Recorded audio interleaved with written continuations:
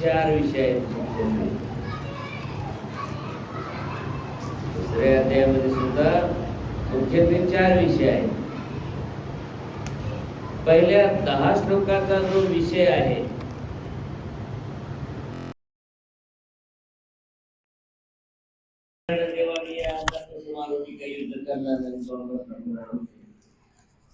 म्हणजे नवीन काहीतरी विषादच त्यानं काय केलं, तेवढे त्याला नपुंसकासारखं काय म्हटलास म्हणून त्यानं हे भीष्मद्रोण पूजनीय आहेत, आदरणीय आहेत, आणि यांना कसं मी मारू असं म्हणून रडगाणं करीत करीत त्याने 10 श्लोकांपर्यंत आपलं कथन केलं आणि पुन्हा मागे जाऊन बसला पहिल्या अध्यायासारखंच. म्हणजे काय झालं, प्रास्ताविक झालं 10 श्लोकाचं. पण पुढे जवळपास 28 श्लोक यामध्ये त्याने सांख्य योग सांगितला. आता पायाला सांख्ययोग का म्हणावं, फार महत्वाचा मुद्दा याच्या बघा. संख्य म्हणजे रणभूमी, रणभूमीवर जे तत्वज्ञान सांगितलं ते सांख्य, आणि म्हणून त्याला सांख्य योग म्हणतात. आता सगळीच गीता रणभूमीवर सांगितली, परंतु सगळ्या गीतेचं मूलभूत तत्वज्ञान दुसऱ्या अध्यायात साठवलेलं आहे, म्हणून मूळ तत्व इथं सांगितले, म्हणून याला काय म्हणलं, सांख्य योग. रणभूमीवर जे निरूपण केलं ते तत्वज्ञान म्हणून सांख्ययोग. मग सांख्ययोगाचा अर्थ संन्यास योग होतो, ज्ञानयुक्त संन्यास होतो, वेगवेगळे अर्थ होतात. पण त्याचा उत्पत्तीचा अर्थ सांगितला तुम्हाला. संख्य म्हणजे रणभूमी आणि त्यावर निरूपण केला म्हणून सांख्य योग. 28 आणि हे 10 38 श्लोक गेले याच्यामध्ये. आणि मग त्यानंतर 15 श्लोक. 15 श्लोकामध्ये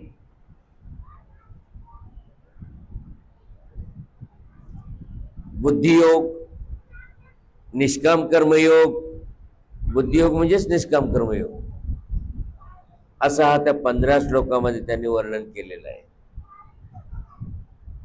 आणि शेवटच्या 19 श्लोकामध्ये स्थित प्रज्ञ कसं व्हावं ते त्या 19 श्लोकामध्ये सांगितलेलं आहे. म्हणजे 10, 28, 15 आणि 19 बरोबर 72 श्लोक होतात ना. असा 4 विषयामध्ये दुसरा अध्याय विभागलेला आहे. पण गोरखपूर किंवा इतरत्र टीकाकार मात्र याला 5 विषय करतात. त्याचं कारण आहे की ते 28 ऐवजी 23 श्लोकाचा सांख्ययोग सांगतात आणि पुढे आपलं 23 नाही 20 श्लोकाचा सांख्ययोग सांगतात आणि पुढे 8 श्लोक क्षत्रिय धर्माचा योग सांगतात. पण वास्तविक रणभूमीवर सांगितल्यानंतर क्षत्रियत्व त्याच्यामध्ये ऍड होऊन गेलं, त्याला वेगळं सांगण्याची गरज नाही. म्हणून मी मला म्हटलं बा 28 श्लोक सांख्ययोगाचे. आणि मग जर त्याला क्षत्रियत्वाला वेगळं केलं तर 5 विषय, परंतु ते बरोबर 4च विषय आहेत. आता या विषयामध्ये बाकीच्या सगळ्या अध्यायांचे मूलभूत काही विषय आलेले त्याच्यामध्ये, त्याच्यावरून पुढचा अध्याय. जसं उदाहरणार्थ जेव्हा अर्जुन पुनश्च म्हणतो की पूजनीय आहे म्हणून जे प्रास्ताविकात त्याने सांगितलेलं आहे, तेव्हा त्याच्यासाठी देवांना कर्माचं विश्लेषण करावं लागलं. आणि पुढे सांख्ययोग आला, त्याचे कर्म कसे, क्षत्रियाचे कर्म कसे, संन्यासाचे कर्म कसे, इतकंच काय निष्काम कर्मयोगाचे कर्म कसे आणि स्थितप्रज्ञाचे कर्म कसे.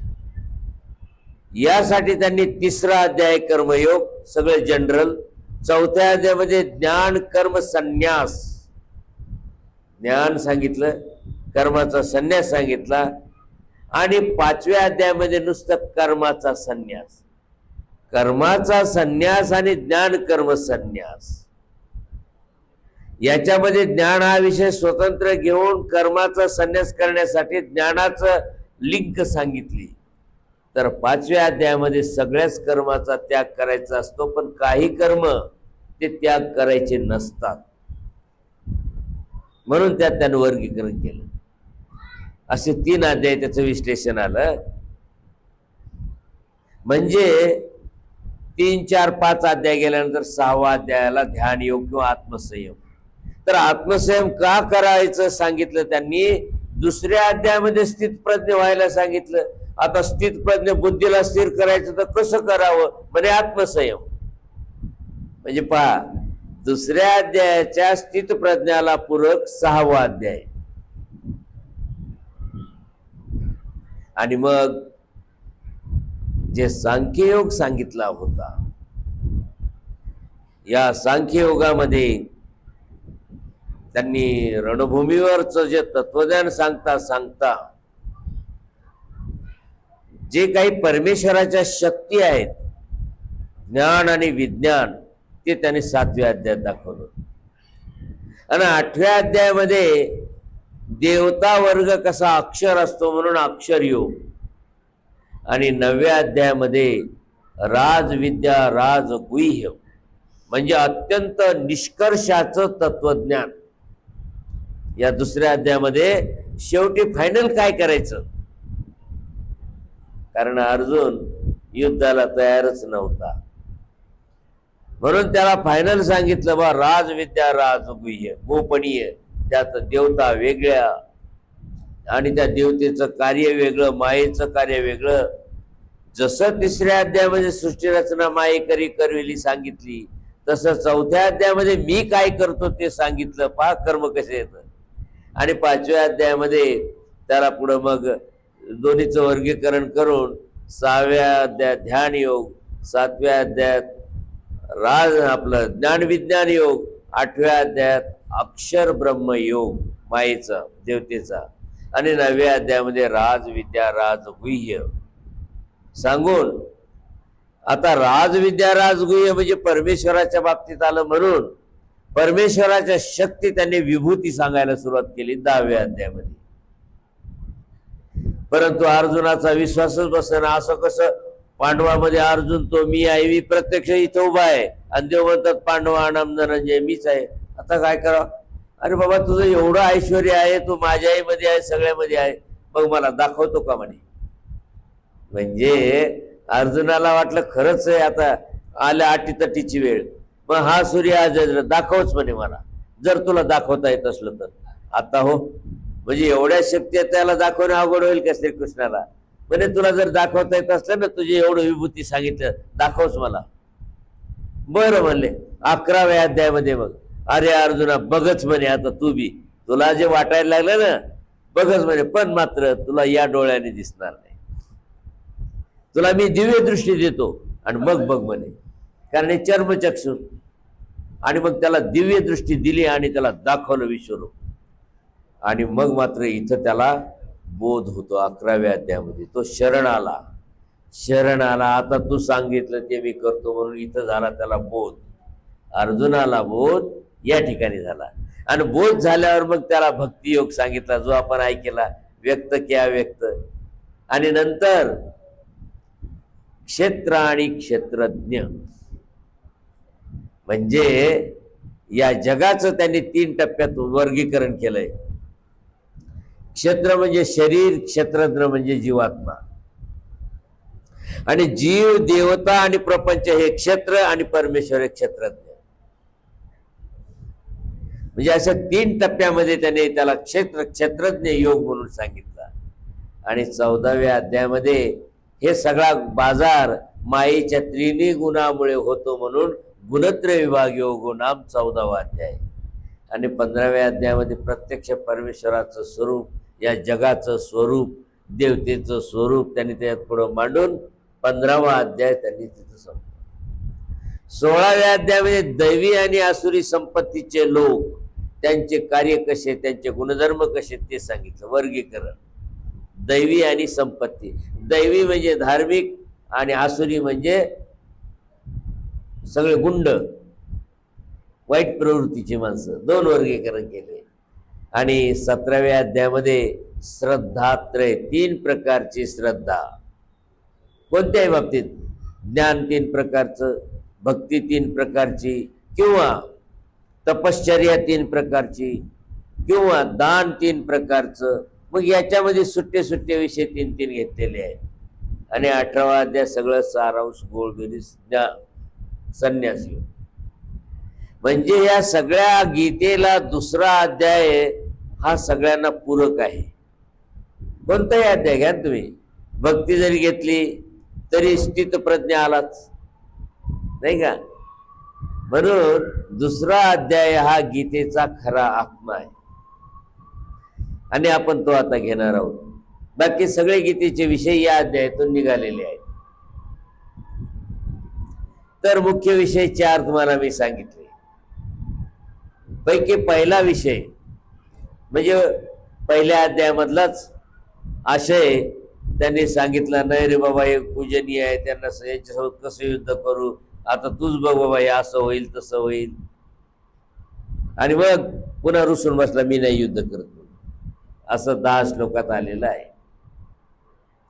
विषय सांगायचं म्हणजे पहिल्या अध्यायामध्ये जो शेवटचा जो रडतो ना अर्जुन विषाद 20 श्लोक, त्याच्यामध्ये एक महत्वाची गोष्ट सांगितली की तत्कालीन सामाजिक रूढी कशा होत्या ही बी त्याच्यातून दिसून येते.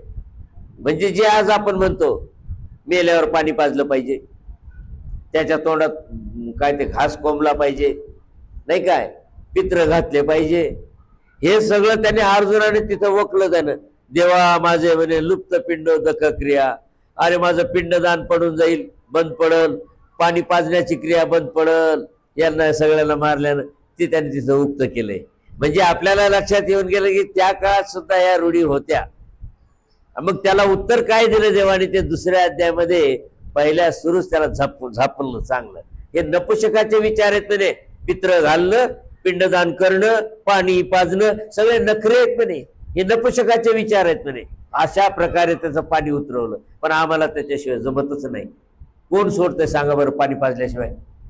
आता तरी गीतेला सगळे घेऊन नाचतात, परंतु गीतेतलं कोण आचरण? ज्ञानेश्वरी सगळे वाचतात. अरे ज्ञानेश्वरीत मी हेच सांगितलेलं आहे की कोणाला सुटलंय, कोणाला सुटत नाही.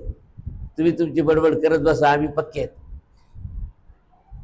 तर हे महत्वाचा विषय होता. म्हणून पहिल्या अध्यायामध्ये जे येतं शेवटी ते कामाचं आहे.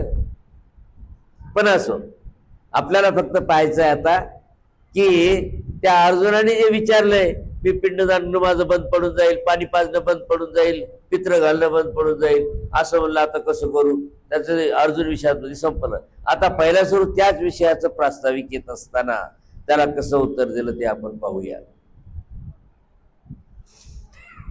अथ द्वितीयोऽध्यायः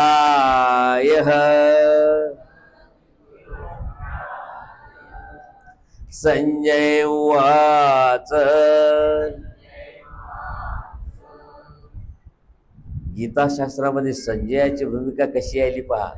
ज्यावेळेस अर्जुन आणि देव यांच्या बोलण्यात थांबलेपणा आला की लगेच संजय त्या धृतराष्ट्राला कळवतो, अरे बाबा असं चाललंय. आता ते त्याच्याजवळ गेलाय, तो त्याच्याजवळ गेलाय. आता संजय सांगतो, कारण रुसून बसला मग अर्जुन. आता हे घराणं तो कोणाला सांगेल? धृतराष्ट्राला. तथा कृपयाविष्ट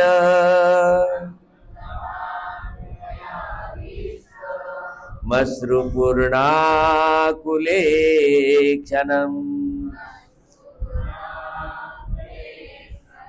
विषीदन्तमिदं वाक्य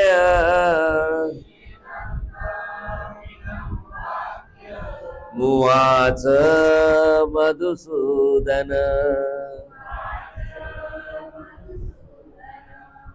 थोडस उच्चाराच्या बाबतीत सांगतो. आता तुमच्याजवळ गीता ज्याच्याकडे आहे त्यांनी पहा, तवर अनुस्वार दिलेला आहे. तुम्ही कसं वाचाल? हा, मी कसं वाचलं? माझ्या वाचण्यावर लक्षच नाही बघ. तन तथा, तुम्ही तम म्हणतात, म म्हणता, मी काय म्हणलं? तन. का? कारण पुढे तथा आलेलं आहे आणि त वर्ग आला अनुनासिकाच्या समोर, म्हणून या अनुनासिकाचा उच्चार काय होईल? नळाचा न. जसं तंतू का तंतू म्हणतात, तंतू, आलं लक्षात? किंवा तंत्री, तंत्री का नाही म्हणत? तंत्री नाही, तंत्री, बरोबर आहे. म्हणून तन तथा कृपयाविष्ट मश्रुपूर्णाकुले क्षणम् विषीदन्तमिदं वाक्य उवाच मधुसूदनः. आता इथं तम म्हणलं तरी तुम्हाला काही अडचण नसते, परंतु ज्या वेळेस त्यांना जवळून म्हणायचं, आपल्याला सरळ ओघवत्या भाषेत म्हणायचं असेल तर तन तथाच पाहिजे. इतकंच काय, तुम्हाला अवघड वाटू नयेत म्हणून त्यांनी संधी केली नाही, नाही तर गीता आणखीन जटिल झाली असती. जर त्यांनी पूर्ण संधी व्याकरणाचा उपयोग केला असता ना, तर इथं तवर अनुस्वार नसता आला, नळाचा न आला सारदा, तन तथा आला असतं, मग आणखीन जोडाक्षर वाढलं असतं. म्हणून गीताकारानं गीतेचे श्लोक एवढे सोपे केलेत की जिथं आवश्यक आहे तिथंच त्यांनी संधी केली आणि जिथं लय जटिलपणा वाटायला लागला त्या संधीला त्याने बंद केलं. आलं लक्षात? म्हणून मी तसा उच्चार केला, म्हणजे मी मूलभूत उच्चार करून टाकला. मग आता यांनी तिथं केलं का नाही? तुम्हाला अवघड वाटू नयेत म्हणून. आलं लक्षात? तर संजय सांगतो, तथा कृपया आविष्टम.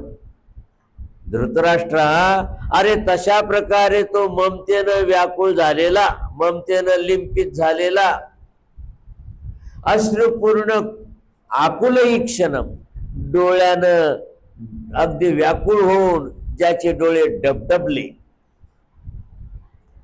कसं म्हणलंय? अश्रुपूर्ण आकुल ईक्षणम, डबडबलेले डोळे, ज्याचे डोळे व्याकुळ झालेले आहेत असा. आणि ममतेनं व्याकुळ झालेला, ममतेनं व्याप्त झालेला. विषिदंतम तम मधुसूदन, आणि दुःखात पडलेला. विषिदंतम तम, त्या मधुसूदन इदम वाक्यम उवाच. म्हणजे अशा त्या अर्जुनाला, तम कोण्या अर्जुनाला? जो ममतेनं लिप्त झाला, व्याप्त झाला, डोळे डबडबले आणि डोळे व्याकुळ झालेल्या, अशा दुःखिस्त झालेल्या त्या अर्जुनाला मधुसूदन इदम वाक्यम उवाच, श्रीकृष्ण असं बोलायला लागले. असं त्यानं, संजयानं धृतराष्ट्राला कळवलं. आधी तर राष्ट्राला वाटलं बरं झालं, आता युद्ध तर न करताच आपण जिंकलं, याला ममता सुटली, नाही का? परंतु मग आता श्रीकृष्ण काय सांगतात, आता इथून विषय सुरू झाला. म्हणजे युद्ध, वास्तविक हा तर युद्धच करायला तयार नव्हता. मग श्री भगवान वाच,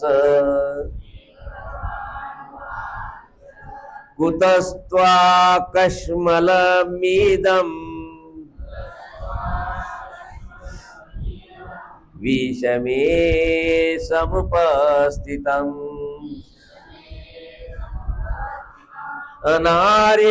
अनार्यजुष्टमस्वर्ग्य मकीर्ते कर्म अर्जुन. अर्जुना, विषमे इदम कश्मलम. अरे अर्जुना, विषमे, अशा विषम ठिकाणी याला ते ममता, मोहन, माया आणि आता ते तत्वज्ञान आठवायला, पिंडदान, नामकदान. अरे काय युद्धाची भूमी, हे काय धार्मिक क्षेत्र नाही तिकडे जाऊन करायला, किंवा कर्मकांड नाही ते आचरायला इथं पिंडदान करणं, पाणी पाजणं, नाही का? अशा विषम ठिकाणी रणभूमीवर युद्धाला उभा राहिला आणि इथं ते मांडायला लागला असं दुकान. म्हणून अर्जुन विषमे इदम कश्मलम, असले गदळ विचार, कश्मलम काय त्याला साथ दिलं हो, असले गदळ विचार, पाणी पाजणं, पिंडदान करणं, आम्ही तर तिथं नेऊन दिवा लावतो, दररोज जाऊन पूजा करतो, नाही का? इतकंच काय दरवर्षी पित्र घालतो. कुतः त्वा समुपस्थितम, अरे कुठून तुझ्याजवळ असे उपस्थित झाले ते विचार? अशा विषम ठिकाणी असले गदळ विचार तुला कुठून उपलब्ध झाले, कुठून सुचले? अनार्य जुष्टम, अरे अर्जुना, अरे आर्यपणाला शोभणार नाही, भलेपणाला शोभणार नाही. अस्वर्ग्यम, आणि हे कोणती स्वर्ग प्राप्ती देणारे विचार नाही ते. अकीर्तिकरम, आणि अपकीर्ती करणारे विचार आहेत. म्हणजे त्याच्या सगळ्या प्रश्नाचं उत्तर त्यांनी अशा शब्दात दिलं. क्लैब्यम आस्मगमः पार्थ,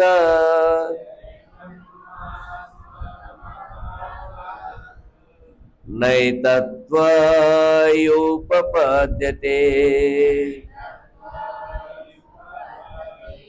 क्षुद्रं हृदय दौर्बल्यम् त्यक्तोत्तिष्ठ परन्तप. पार्थ, अरे अर्जुना, आणखी त्याला समजायले बरं का. पहिल्या सुरू सांगितले असले गदळ विचार कुठून तुला सुचायलेत की, आता मात्र जरा थोडे गरमच झाले. आणि काय म्हणतात, अरे अर्जुना, क्लैब्यम आस्म गमः, असा षंड बनू नकोस. ही पहिली शिवी आहे गीतेमध्ये. असा षंड बनू नकोस, नपुसक बनू नकोस. म्हणजे आता ममतन, आसन, तसन हे काय काय काढले, हे षंडपणाचे विचार आहेत म्हणे.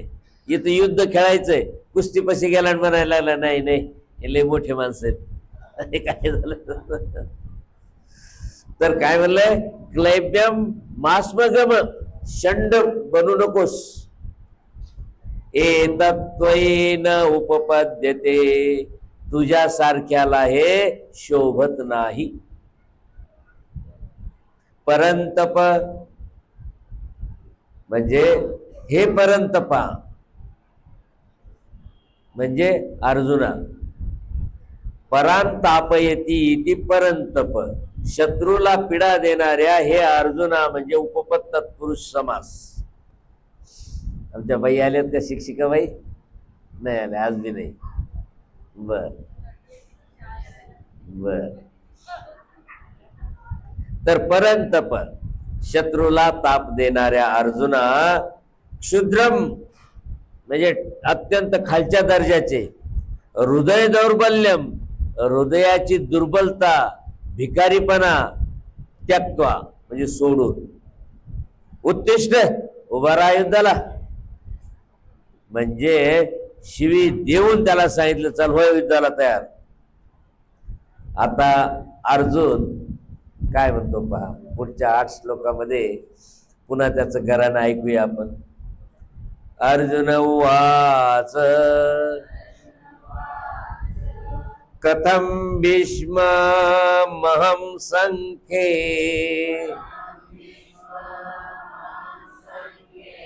द्रोणञ्च मधुसूदन ईशुभिः प्रतियोत्स्यामि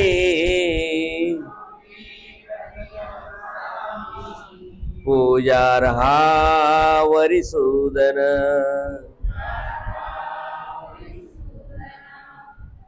मधुसूदन, मधु नावाच्या राक्षसाला ठार करणाऱ्या हे श्रीकृष्णा, संखे या रणभूमीवर, संखे म्हणजे या रणभूमीवर, भीष्मम द्रोणम, भीष्म पितामह, द्रोणाचार्य माझे गुरु, आणि अहम मग हे दोन, आणि मी ईशुवी बाणानं कथम प्रतियोत्स्यामी, यांच्यासोबत बाणानं कसं प्रतियुद्ध करू.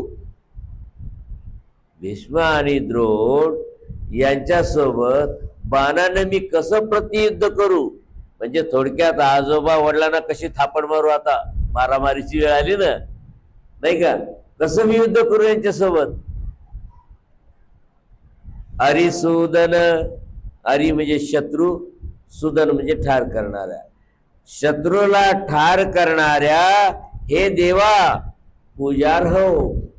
हे दोघं पूजनीय आहेत, द्रोणाचार्य आणि भीष्माचार्य हे दोघंही पूजनीय आहेत. मग आता यांच्यासोबत बाणाने कसं मी युद्ध करू. गुरुन हत्वा हि महानुभावान्,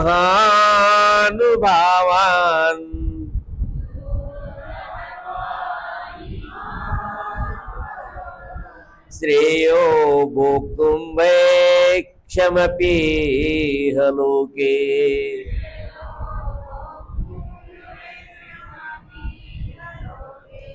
हत्वार्थ कामौस्तु गुरुनिहैव,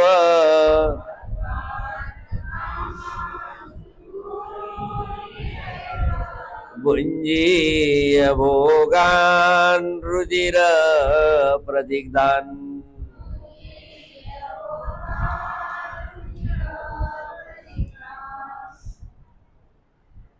अर्जुन म्हणतो महानुभावान. महानुभाव कोणाला म्हणतात, म्हणा आम्हाला. महान अनुभव यस्य स महानुभाव, ज्याला अनुभवाचं तेज आहे, अनुभवाचा खूप मोठा गाढा अनुभव आहे असा अनुभाव.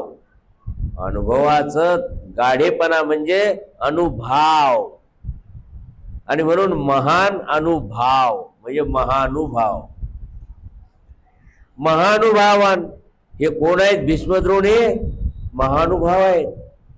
आताही उत्तर भारतामध्ये विद्वान माणसाला म्हणतात आईये महानुभाव. म्हणजे चांगला प्रतिष्ठित आदरणीय प्राध्यापक असला पूजनीय सारखा तर त्याला काय म्हणतात, आईये महानुभाव, या म्हणतात महानुभाव. तर महानुभावान गुरुन, महानुभाव आणि गुरु, द्रोणाचार्य गुरु, भीष्म तर महानुभाव. अहत्वा, या महानुभाव गुरुजनांना न मारता, इहलोके भैक्षामापि भोक्तुम श्रेय, इहलोके या मृत्यू लोकामध्ये, भैक्षामापि भोक्तुम, अरे भिक्षेचं अन्न खाल्लेलं श्रेय म्हणजे बरं राहील. यांना न मारता या जगामध्ये भिक्षेचं अन्न खाल्लेलं बरं राहील. कारण महानुभाव आणि गुरुजन यांना मारून कसं काय, त्यापेक्षा भीक मागून जगलेलं बरं.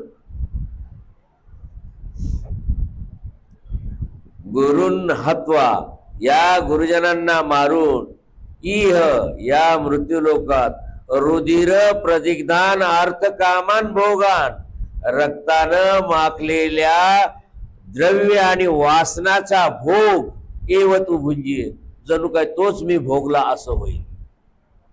म्हणजे गुरुजनांना मारणं म्हणजे रक्तानं माखलेलं द्रव्य आणि वासना यांचा भोग घेतल्यासारखं होईल मी.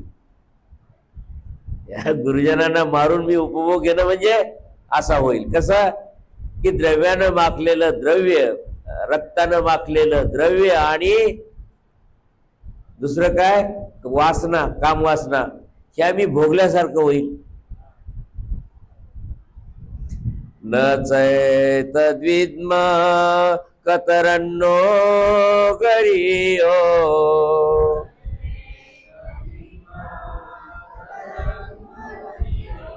यद्वा जयेम यदि वा नुजयेयु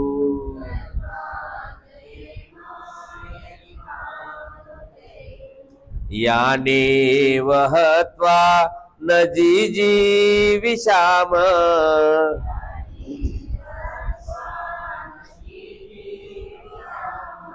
स्तेव स्थितः प्रमुखे धार्तराष्ट्रा.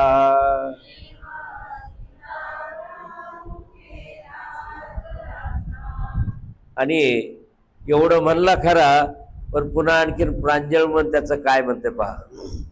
एतत् न विद्मः, देवा मला हे कळतच नाही. एतत् म्हणजे हे, न विद्म मला कळनास झालंय.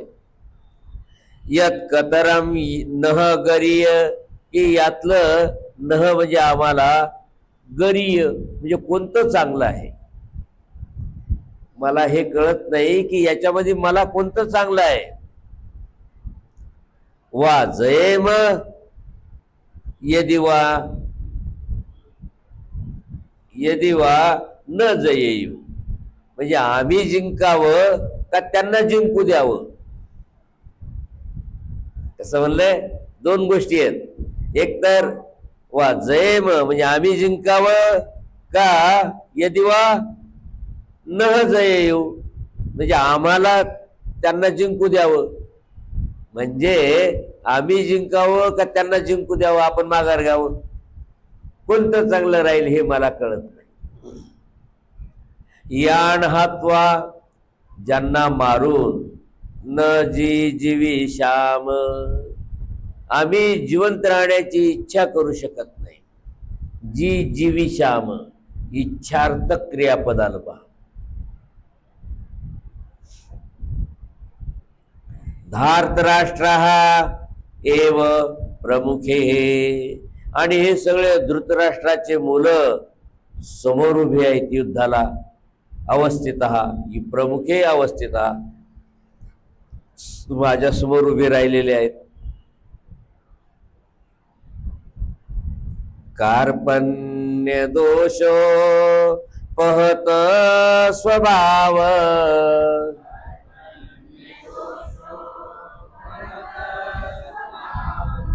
पृच्छामि त्वां धर्म सम्मूढ चेतः.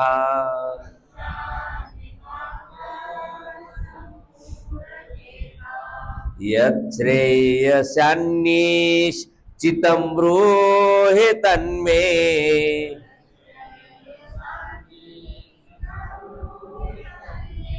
शिष्येस्तेऽहं शाधिमां त्वां प्रपन्नम्.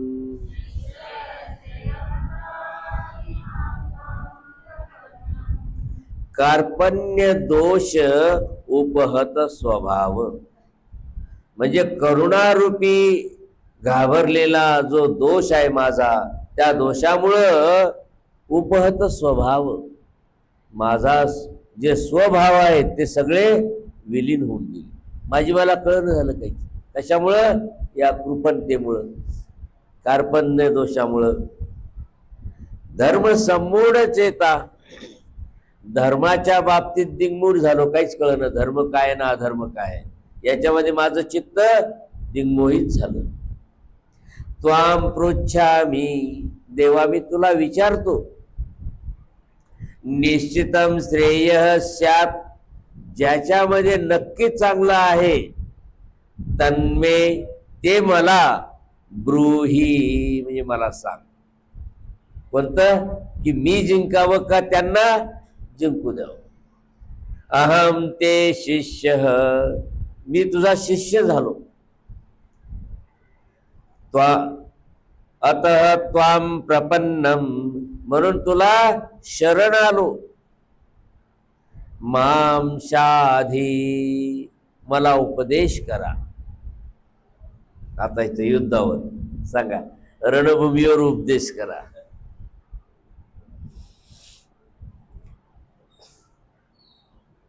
नहि प्रपश्या मी ममापनुद्यात्,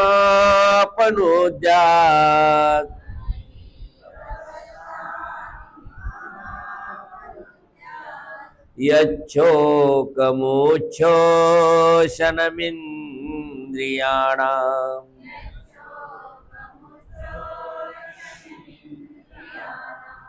अवाप्य भूमा वसपत्नमृद्धम्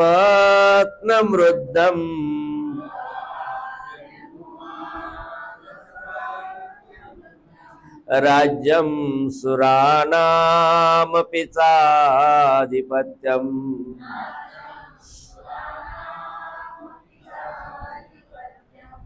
देवाला अर्जुन सांगतो ही म्हणजे कारण भूमो असपत्नम रुद्धम राज्यम, या भूतलावरच असपत्नम म्हणजे निष्कंटक निर्विघ्न असलेलं, रुद्धम राज्यम धनधान्यांनी संपन्न असं हे राज्य, आणि सुराणाम आधिपत्यम देवलोकाचा पुढारीपणा, नेतेपणा देवलोकाचा, स्वर्गातला. अवाप्य तो जरी मला मिळाला, ते मिळून देखील, अपि म्हणजे मिळून देखील, मम इंद्रियाणाम उच्छोषणम शोकम माझ्या इंद्रियाचं होणार उच्छोषण आणि दुःख, अपनुद्यात न प्रपश्यामी ते दूर होईल असं काही मला दिसत नाही. म्हणजे मला पृथ्वीचं संपूर्ण निष्कंटक राज्य दिलं, देवलोकाचंही राज्य दिलं, परंतु या बांधवांना मारण्याचं जे मला इंद्रियाचं शोषण व्हायले, दुःख व्हायले ना, हे दुःख एवढं राज्य मिळालं तरी दूर होईल असं काही मला दिसत नाही. म्हणजे मग या पृथ्वीच्या राज्याला काय किंमत राहिली नाही का? मग काय करायचं युद्ध, हे त्याला म्हणायचंय. संजय वाच, आता त्यांनी एवढं बोलल्यावर संजय धृतराष्ट्राला सांगायलाय, एवमुक्त्वा ऋषिकेशम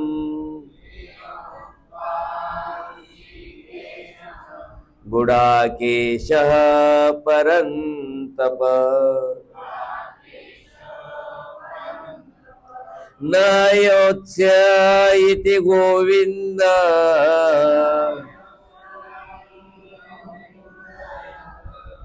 मुक्त्वा तूष्णीं बभूवः.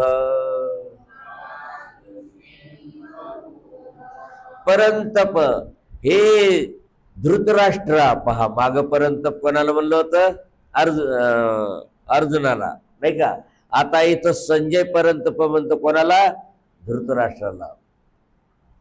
हे परंतप म्हणजे हे धृतराष्ट्रा, गुडाकेश ऋषिकेशम एवं उक्त्वा, गुडाकेश झोपीवर विजय मिळवणारा अर्जुन, ऋषिकेशम त्या श्रीकृष्णाला एवं उक्त्वा असं बोलून, न योत्से मी युद्ध करणार नाही, इतिह असं ठामपणाचं, गोविंदमुक्त्वा तूष्णीं बभूव श्रीकृष्णाला बोलून गप्प झाला. मी आता युद्ध करणार नाही, झाला गप्प. हे कोण सांगायलाय? संजय धृतराष्ट्राला सांगायलाय. तमुवाच ऋषिकेशः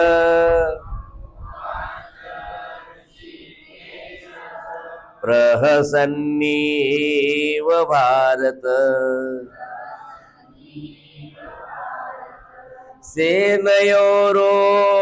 सेनयोरुभयोर्मध्ये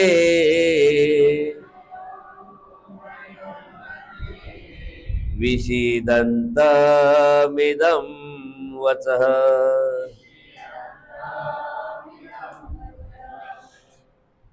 आणखी पुन्हा संजय सांगतो, भारत कोणाला म्हणाले? भारत धृतराष्ट्राला.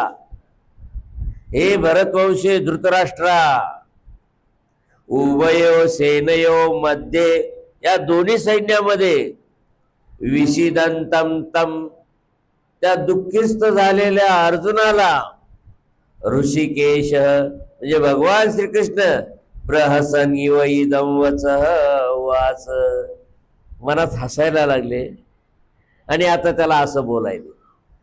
म्हणजे किती येडपटपणा लेकरावानी. असं त्याला हसत हसत आता अर्जुनाला बोलायला लागले. आणि आता पुढं दुसरा विषय सांख्य योग. आपला वेळ संपला. तर